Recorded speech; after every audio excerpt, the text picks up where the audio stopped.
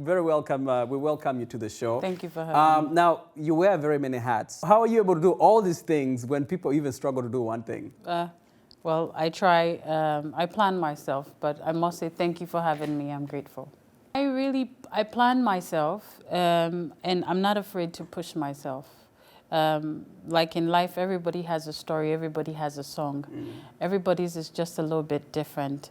And for me, I chose to use my energy to understand me, to stretch myself, because every human being is like an elastic.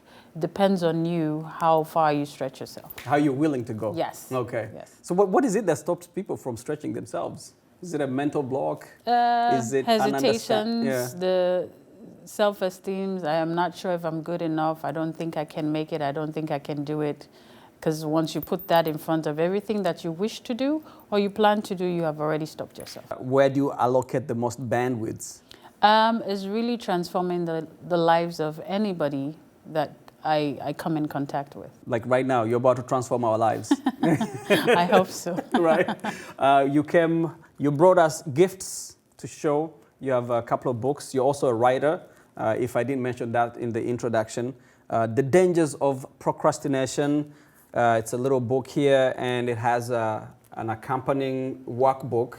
You also have She Arose, Understanding the Psychology of Winning. So let's talk about the books themselves.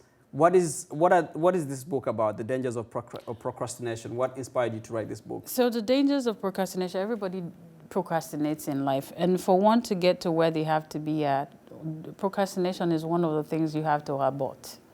And every human being suffers from that. I used to procrastinate. I used to be the president of procrastination. If I had to do something, I would say, oh, I'll do it tomorrow. Oh, I'll do it tomorrow. And I got to a point in my life where I felt like life is just enclosing on me. I felt like I was choked and closed. I was dying. And I said, no, this is not what I want for myself. And so I started doing something about it. One of the things I did about it was to really teach myself how to come out of that procrastination. And so one of the tools was having a calendar on my phone, having a journal, started journaling things, that reminding myself the day before that I have 5 things. I brought it down to 5 things, that I have to do 5 things tomorrow. This is quite important, by the way. Yes. You're giving us tips on how to overcome one of the biggest setbacks in our progress as human beings, is procrastination. Yes. I list down 5 things that I have to do. I have to call my daughter's school? What time? What will I be talking about? Because I forget a lot. And then do I have to make business contact? How many people? 1 or 2 people? What will I be talking about? Just having these things, it helped me a lot. And I'll paste it on my fridge. So it's in my bedroom on my mirror. It's on my fridge. So when I go to these, because I love food, and I love to look at myself in the mirror. You remember, so it's there. I need to call the school. I need to call, and I pick up the phone, right, and I do it right away, and I tick it off. When I tick it off, I actually have a clear jar where I compensate myself. Daily. When you wake up in the morning. I compensate myself $1 for every task that I complete, the time that I set out to complete it. And so that, it became 7 days, 14 days, 21 days, 130 days, it became a part of me. And so I did not really need a reminder as much, because then it has become a part of me. And so from there, I sat down and I said, wait, other people are suffering from this disease. It's a demon in the closet that we have to get rid of.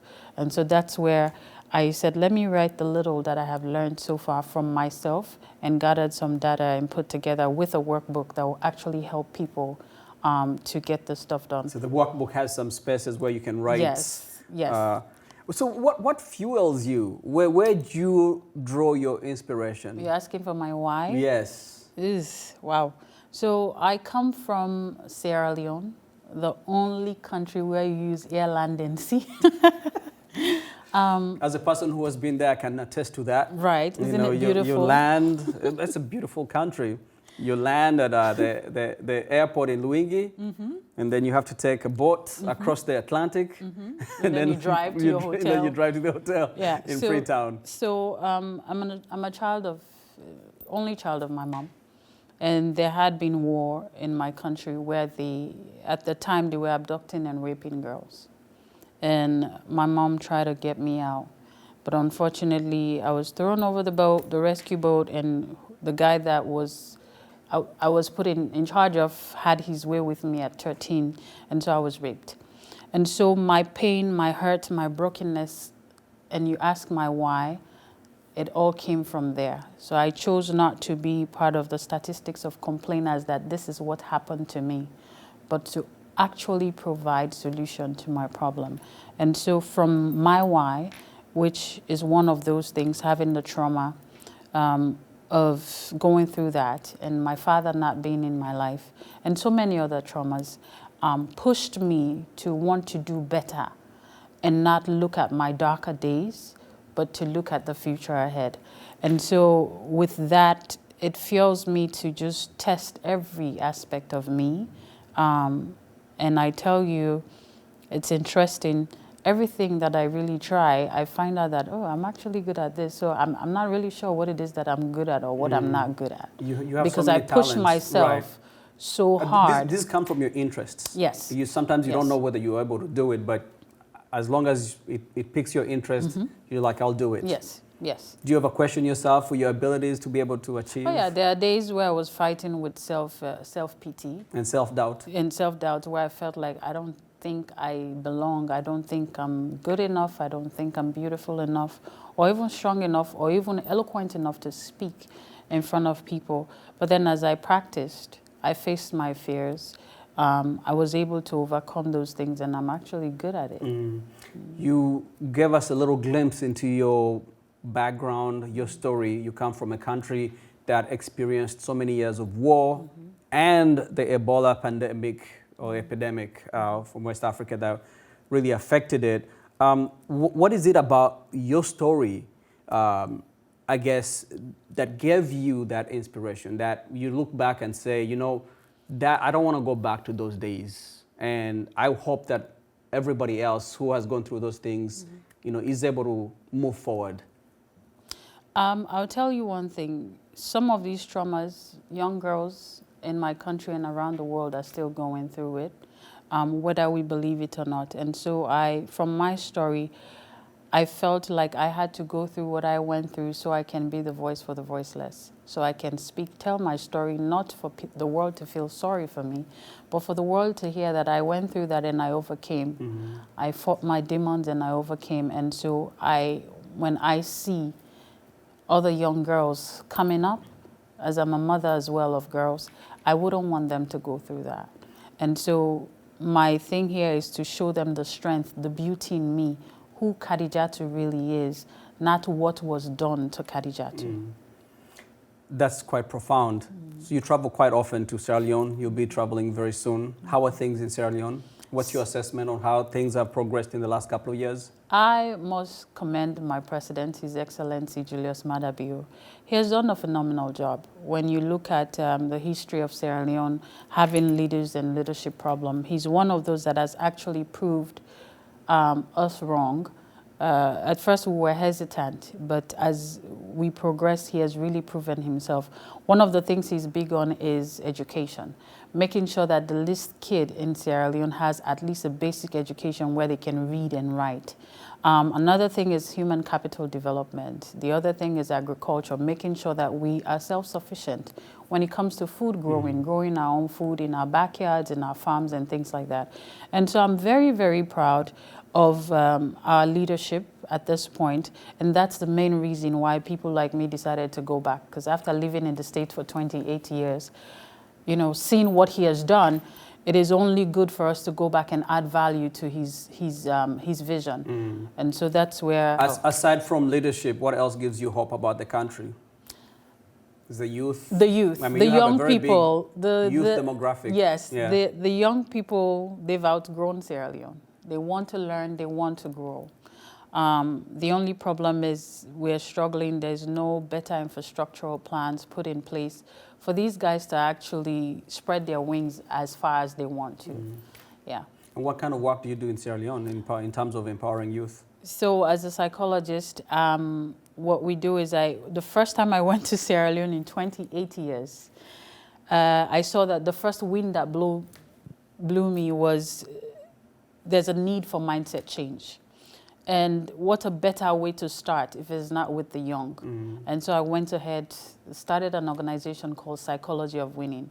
What we do is we transform young minds, creating generational leaders. If we are to have better leadership tomorrow, it starts with the young. And so why not start meeting them where they are at now, whether they're in the slums.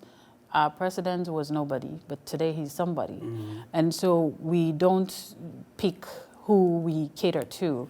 We do counseling, mentorship, teaching, we do school tours.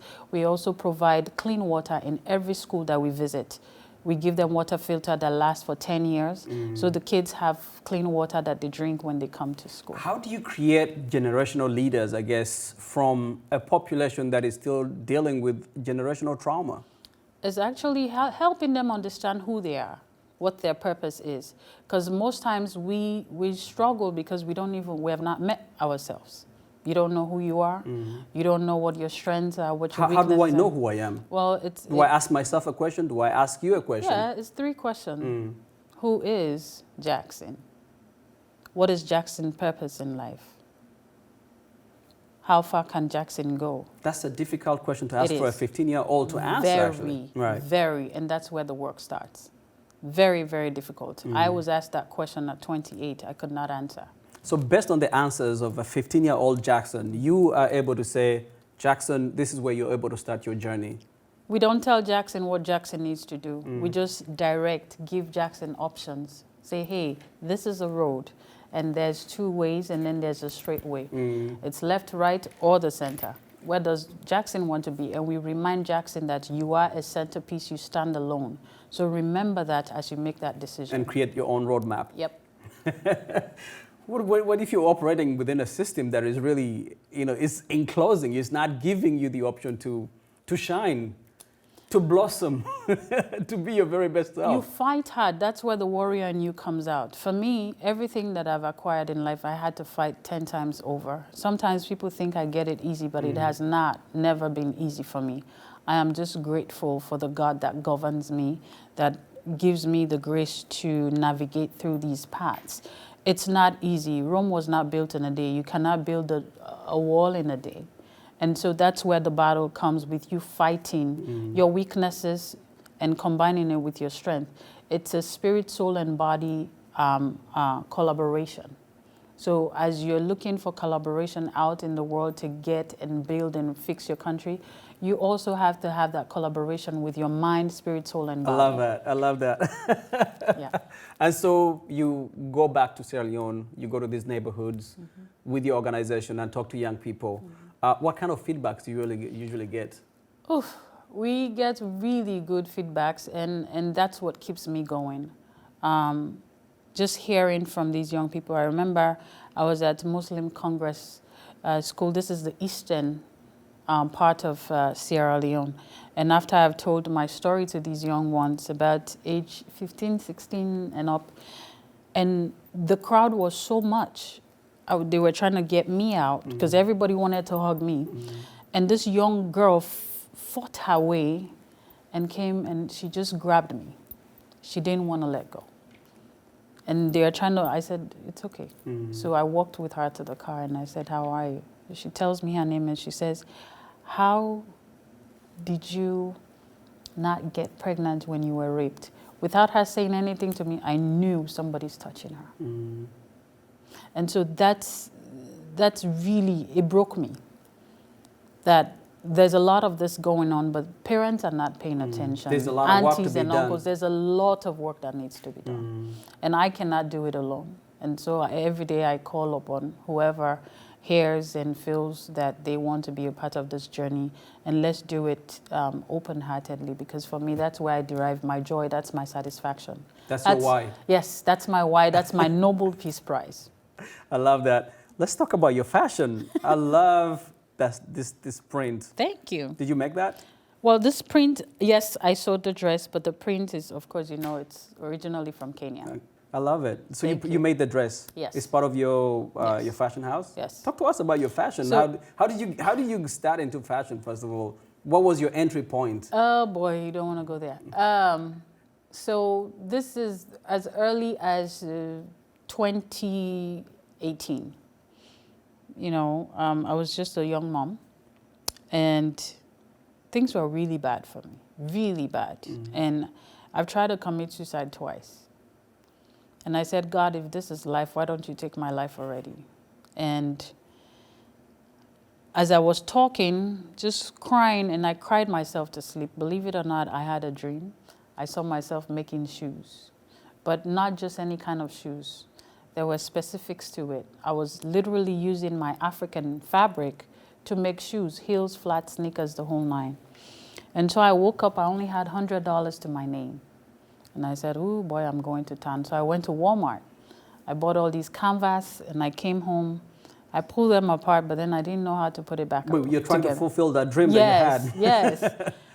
I said, well, wait, I don't know how to put this together. And so I started self-teaching myself how to sew. I spoke to people in my church. Some people donated machines, thread, needles, the whole nine. And I started sewing little things. The first shoes I made was for my daughter. And I traveled to Italy. I sat across the street looking at a shoemaker making shoes for a whole week. In Italy? Yes. And so from there, I made my first shoes. People liked it. They're like, this is really good. This is something that can go. So when I returned back from Italy, the third week of me coming, I had sold 15 pairs of sneakers. And I never... That's not a bad start. No.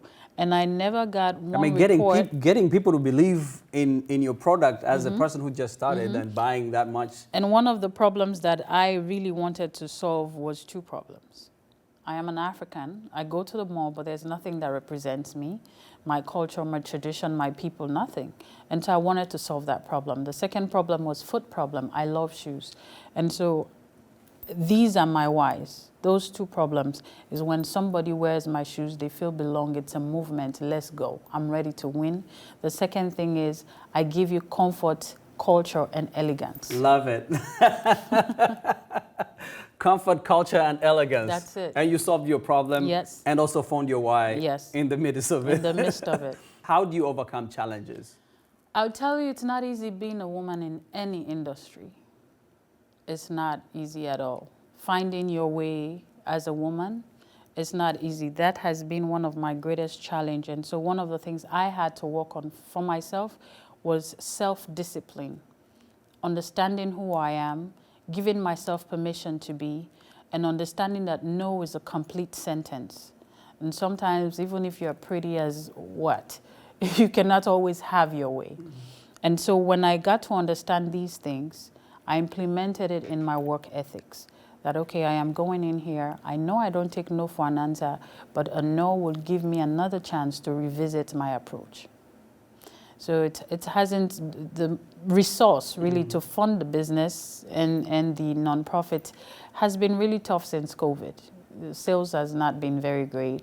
And you rarely these days get people to sponsor, you know, your organization when you're just brand new. So those. But I can imagine you have more sales going on now that there's a lot of interest in African culture and in so many people in the diaspora. It's coming up. Getting an interest Yes. in you know. Yes. When I moved here many years ago, we didn't have. You wouldn't find somebody on the street, you know, rocking your that print It's on coming the city up. in the city. It's coming so up. slowly by slowly. So what are you going to be doing in Sierra Leone on your next trip?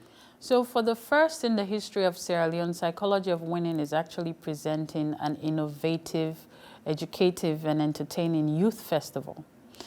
Like I said, our president is young at heart. He has the intentions, good intentions for the young people. But it seems as if the young people are not being paid attention to. And these guys want to actually be part of representation in office. And so with this youth festival, we will have different booths. All the 16 tribes in Sierra Leone will come out for the first time. And they will represent their culture, tradition, and food, and all kinds of fashion, all kinds of things, where the young people will dress like they are the lawmakers of these districts, and they will showcase what that district is good at.